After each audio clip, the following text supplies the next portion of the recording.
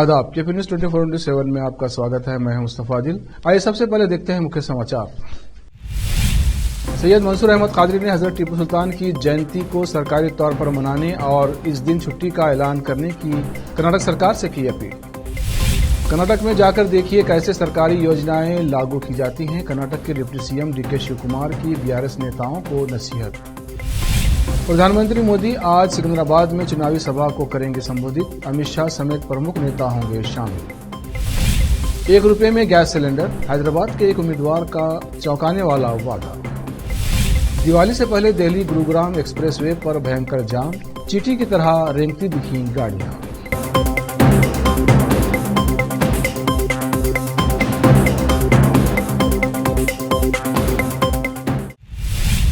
अब समाचार विस्तार से। शुक्रवार 10 नवंबर को शेर मैसूर हजरत टीपू सुल्तान का जन्मदिन था। इस अवसर पर खिदमत फाउंडेशन बिदर के अध्यक्ष सैयद मंसूर अहमद कादरी ने मीडिया से बात करते हुए कहा कि पिछली बार जब कर्नाटक में कांग्रेस की सरकार थी उस वक्त टीपू सुल्तान की जयंती को सरकारी सतह पर मनाने का ऐलान किया गया था। उसके बाद जब बीजेपी की सरकार आई उस पर पाबंदी लगाई गई। अब राज्य में कांग्रेस की सरकार है तो सिद्धरामैया सरकार से ये मांग करते हैं कि वो पिछली बार की तरह टीपू जयंती को सरकारी तौर पर मनाने और उस दिन सरकारी छुट्टी की घोषणा करें। सैयद मंसूर अहमद कादरी ने कहा कि कर्नाटक राज्य में 21 महापुरुषों की जयंती मनाई जाती है, परंतु महापुरुष टीपू सुल्तान की जयंती को एक समस्या बना दिया गया है। केपी न्यूज के संवाददाता असलम खान की रिपोर्ट। बिस्मिल्लाहिर्रहमानिर्रहीम। आज भी ये आवाज आती है टीपू की तुर्बत के सीने से, अगर जिल्लत का जीना है तो मौत अच्छी है जीने से। आज 10 नवंबर है और हजरत टीपू सुल्तान शहीद रहमतुल्लाह अलैह की यौम पैदाइश। हजरत टीपू सुल्तान शहीद के बारे में कोई क्या बोले, दुनिया शाहिद है, आपको शेर मैसूर के नाम से याद करती है। कर्नाटका की कांग्रेस सिद्धरामैया हुकूमत ने, जबकि वो पिछली मर्तबा बरसर इख्तिदार थे, हजरत टीपू सुल्तान शहीद रहमतुल्लाह अलैह की यौम पैदाइश को सरकारी तौर पर मनाने का ऐलान किया था। लेकिन दूसरे ही साल फिरका परस्तों को ये बात पसंद नहीं आई। उन्होंने हजरत टीपू सुल्तान शहीद रहमतुल्लाह अलैह जैसे आदिल, इंसाफ पसंद और हमदर्द बादशाह को फिरका परस्त कहने में कोई कसर नहीं छोड़ी और एक किस्म का हंगामा करे, जिसके बाद कांग्रेस हुकूमत ने दूसरे ही साल उस यौम पैदाइश को रैली निकालकर धूमधाम से मनाने पर पाबंदी लगा दी और सिर्फ कमरे के अंदर उसको अदा करने की इजाजत दी। उनकी यही हरकत थी जिसकी वजह से उसके बाद जब इलेक्शन आया तो हुकूमत बदल गई और फिर जब बीजेपी की हुकूमत आई तो उन्होंने हजरत टीपू सुल्तान शहीद रहमतुल्लाह अलैह की यौम पैदाइश पर जो तातील दी गई थी, जिसको सरकारी तौर पर मनाने का ऐलान किया गया था, उसको खत्म कर दिया गया। और मैं इस मौके पर यह कहना चाहता हूं कि दुनिया में कोई भी महापुरुष हो, वो चाहे किसी। चिड़गुप्पा में शुक्रवार रात को चिड़गुप्पा के टीपू सुल्तान चौक में शेर मैसूर टीपू सुल्तान शहीद की जयंती बहुत ही धूमधाम से मनाई गई। इस अवसर पर टीपू सुल्तान के चित्र का माल्यार्पण कर उन्हें श्रद्धांजलि अर्पित की गई और उनकी वीरता को याद किया गया। इस अवसर पर टीएमसी काउंसलर हबीब, काउंसलर मुजफ्फर पटेल, काउंसलर तबरेज बांगी, पूर्व काउंसलर खादर साहब छानुलाक, सैयद नूरुल इस्लाम, मोहम्मद निजामुद्दीन हकीम और दूसरे युवकों में मोहम्मद लईक, अखिल, इमरान, इस्माइल, फिरोज और कई लोग उपस्थित थे। चिड़गुप्पा से केपी न्यूज के संवाददाता अजीम की रिपोर्ट। तेलंगाना विधानसभा चुनाव में कांग्रेस ने पूरी ताकत झोंक दी है। यही वजह है कि पार्टी के शीर्ष नेता तेलंगाना में चुनाव प्रचार के लिए पहुंच रहे हैं। कर्नाटक के डिप्टी सीएम डीके शिवकुमार और सीएम सिद्धरामैया भी तेलंगाना में कांग्रेस के लिए चुनाव प्रचार करने पहुंचे। इस दौरान डीके शिव कुमार ने बीआरएस नेताओं को नसीहत देते हुए कहा कि उन्हें कर्नाटक जाकर देखना चाहिए कि कैसे सरकारी योजनाएं लागू की जाती हैं।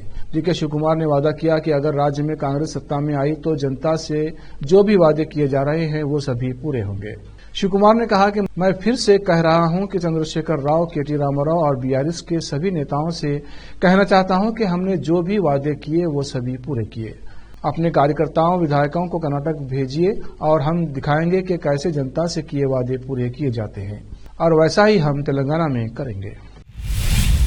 प्रधानमंत्री नरेंद्र मोदी आज तेलंगाना की राजधानी हैदराबाद से सटे सिकंदराबाद में चुनावी रैली को संबोधित करेंगे। तेलंगाना में विधानसभा चुनाव की घोषणा के बाद पीएम मोदी एक हफ्ते में दूसरी बार चुनाव प्रचार के लिए राज्य के दौरे पर पहुंचे। मीडिया रिपोर्ट के अनुसार पीएम मोदी सिकंदराबाद के परेड ग्राउंड में जनसभा को संबोधित करेंगे। पीएम के साथ केंद्रीय गृह मंत्री अमित शाह, भाजपा प्रमुख जेपी नड्डा और अन्य प्रमुख नेताओं के कार्यक्रम में शामिल होने की संभावना है। तेलंगाना में 30 नवंबर को विधानसभा चुनाव के लिए मतदान होना है। पार्टी सूत्रों ने बताया कि पीएम मोदी शाम 5 बजे जनसभा को संबोधित करेंगे। इस दौरान वो राज्य के लोगों से भाजपा के लिए समर्थन मांगेंगे। तेलंगाना में विधानसभा चुनाव के लिए गतिविधियां तेज हो गई हैं और सभी पार्टियां अपने उम्मीदवारों की लिस्ट जारी की है। इस बीच पार्टी से टिकट देने के बाद अचानक उम्मीदवारी से हटाए जाने पर तेलंगाना बीजेपी की महिला नेता तोला उमा मीडिया के सामने खूब रोई। बताया जा रहा है कि 2 दिन पहले ही बीजेपी ने विमलवाड़ा विधानसभा क्षेत्र से उम्मीदवार के रूप में तोला उमा के नाम की घोषणा की थी और उन्होंने नामांकन पत्र भी दाखिल कर दिया था। लेकिन बीजेपी की अंतिम सूची में विमलवाड़ा से तोला उमा का नाम शामिल था, लेकिन दूसरे उम्मीदवार के नाम की घोषणा की गई और उन्हें बी फार्म भी दिया गया, जिस पर तोला उमा रो पड़ी। अब वक्त एक ब्रेक का, ब्रेक के बाद जल्द लौटते हैं।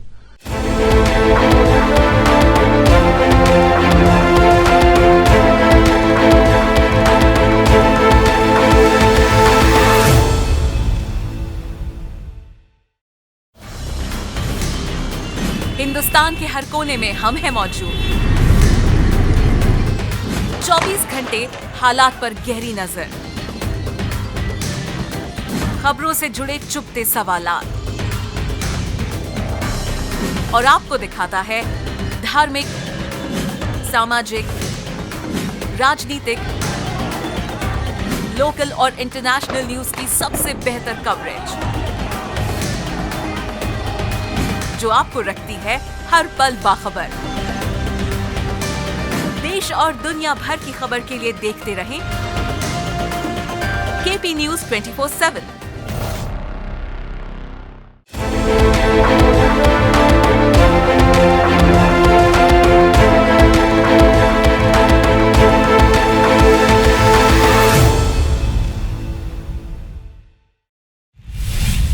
ब्रेक के बाद फिर एक बार आपका स्वागत है। देखते हैं अन्य समाचार।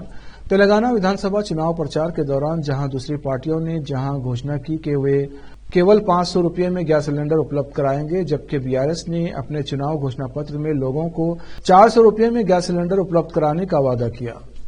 लेकिन एक प्रत्याशी ने ऐसा ऐलान किया है जिससे सभी हैरान रह गए हैं। हैदराबाद के सनत नगर विधानसभा क्षेत्र से चुनाव लड़ रहे all India forward block party के उम्मीदवार वेंकटेश यादव का कहना है कि अगर वो सफल होते हैं तो 1 रुपये में गैस सिलेंडर दिया जाएगा। प्रतिवर्ष 4 सिलेंडर 20 रुपये में देंगे।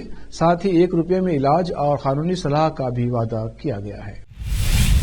10 नवंबर को तेलंगाना के निर्वाचन क्षेत्र कुतुबुल्लापुर में भाजपा उम्मीदवार कूना श्री शैलम गौड़ ने हजारों की संख्या में जनता और भाजपा क्षेत्र के नेताओं, महिला नेताओं के साथ एक रैली निकाली, जो चिट्टारम्मा मंदिर गुजलाराम से होकर शाहपुर नगर से जीएचएमसी कार्यालय पहुंची, जहां श्री शैलम गौड़ ने अपना नामांकन दाखिल किया और इतनी बड़ी संख्या में लोगों के शामिल होने से उनकी जीत की उम्मीद बढ़ गई है।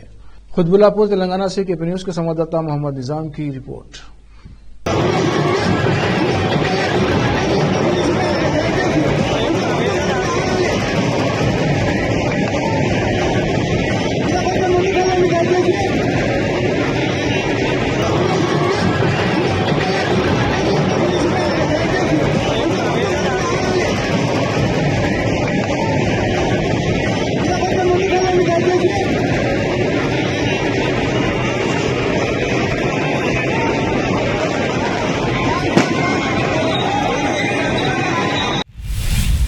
संगारेड्डी जिले के जहीराबाद में तेलंगाना विधानसभा चुनाव के लिए नामांकन के आखिरी दिन बीआरएस पार्टी, बीजेपी और बीएसपी के एमएलए कैंडिडेट ने अपना नामांकन दाखिल किया।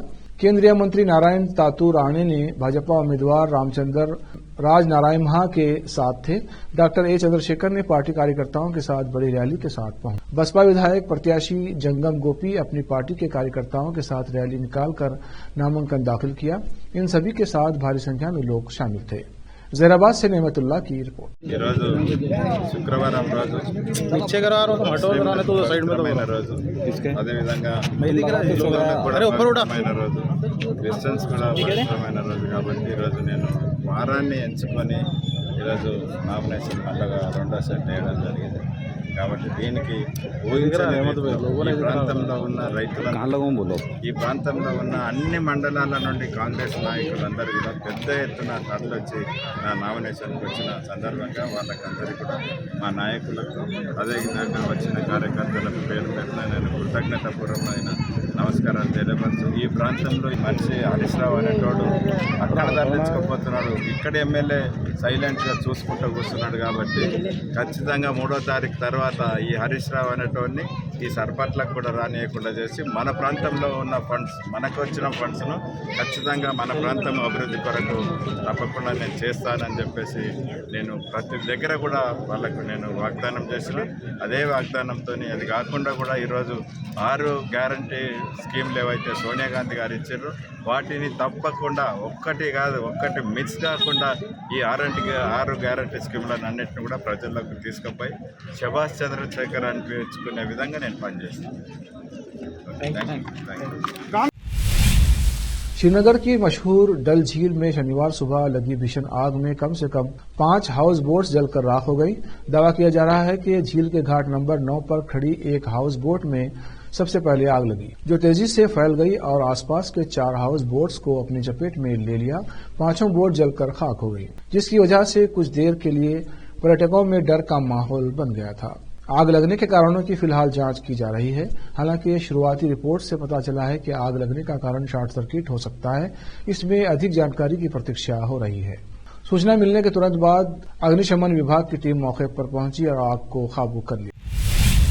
प्रधानमंत्री नरेंद्र मोदी और भारतीय अमेरिकी गायक फालू द्वारा रचे गए बाजरा के फायदों से परिचित कराने वाले खास गीत एबंडेंस इन मिलेट्स का ग्रैमी पुरस्कार के लिए नॉमिनेशन हुआ है। इस गीत को best global music performance category में नामांकित किया गया है। अधिकारियों ने शुक्रवार को यह जानकारी। मुंबई में जन्मी गायिका और गीतकार फाल्गुनी शाह को फालू के नाम से भी जाना जाता है। फालू और उनके पति और गायक गौरव शाह द्वारा गाए गए गीत एबंडेंस इन मिलेट्स का पुरस्कार के लिए नामांकन किया गया है। इस गाने में मिलेट्स फूड यानी बाजरा की खेती और अनाज के तौर पर इसकी उपयोग और फायदों के बारे में बताया गया है। अब वक्त का और ब्रेक के बाद जल्द लौटते।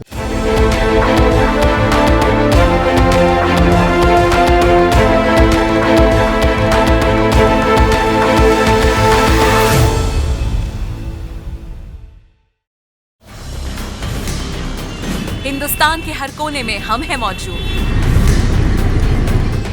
24 घंटे हालात पर गहरी नजर,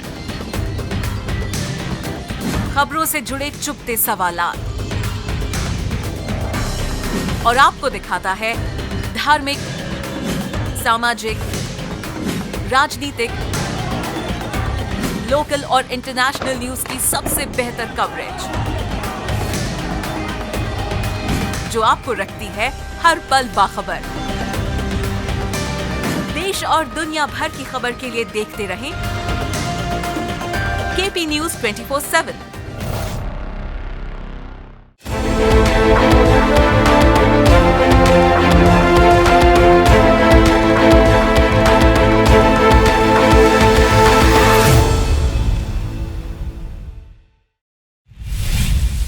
ब्रेक के बाद फिर एक बार आपका स्वागत है। देखते हैं अन्य समाचार। दिल्ली के पूर्व डिप्टी सीएम और शिक्षा मंत्री मनीष सिसोदिया तिहाड़ जेल से अपने घर पहुंच गए हैं। सिसोदिया अपनी बीमार पत्नी से मिलने पहुंचे हैं। दिल्ली पुलिस की एक टीम कड़ी सुरक्षा के बीच उन्हें उनके घर लेकर पहुंची। आपको बताते चले कि सिसोदिया पत्नी से उस घर में मुलाकात कर रहे हैं जो अब आधिकारिक तौर पर दिल्ली सरकार ने आतिशी को आवंटित कर दिया है। यही घर पहले तत्कालीन मंत्री मनीष सिसोदिया के नाम आवंटित किया गया था। दिल्ली शराब घोटाले में सिसोदिया जेल में बंद हैं। कल कोर्ट ने उन्हें 6 घंटे पत्नी से मिलने की परमिशन दी थी, जिसके मुताबिक सुबह 10 बजे से शाम 4 बजे तक सिसोदिया अपनी पत्नी से मुलाकात कर रहे हैं। दिवाली से पहले मानो राजधानी दिल्ली को ब्रेक लग गया हो। कई सड़कों पर भयानक जाम देखने को मिल रहा है। अब इस वीडियो को ही देख लीजिए। दिल्ली गुरुग्राम एक्सप्रेसवे पर धनतेरस की रात को भयंकर जाम लगा हुआ दिखाई दिया। हजारों की संख्या में गाड़ियां रेंगती हुई दिखाई दी। दिल्ली से सटे नोएडा के कई इलाकों में यही आलम नजर आया। शहर में जाम की वजह से आम लोगों को दिक्कतों का सामना करना पड़ा। आखिर में फिर एक बार देखते हैं मुख्य समाचार। सैयद मंसूर अहमद कादरी ने हजरत टीपू सुल्तान की जयंती को सरकारी तौर पर मनाने और इस दिन छुट्टी का ऐलान करने की कर्नाटक सरकार से की अपील। कर्नाटक में जाकर देखिए कैसे सरकारी योजनाएं लागू की जाती हैं। कर्नाटक के deputy CM D K Shivakumar की बीआरएस नेताओं को नसीहत। प्रधानमंत्री मोदी आज सिकंदराबाद में चुनावी सभा को करेंगे संबोधित। अमित शाह समेत प्रमुख नेता होंगे शामिल। ₹1 में गैस सिलेंडर, हैदराबाद के एक उम्मीदवार का चौंकाने वाला वादा। दिवाली से पहले दिल्ली गुरुग्राम एक्सप्रेसवे पर भयंकर जाम, चींटी की तरह रेंगती दिखी गाड़ियां।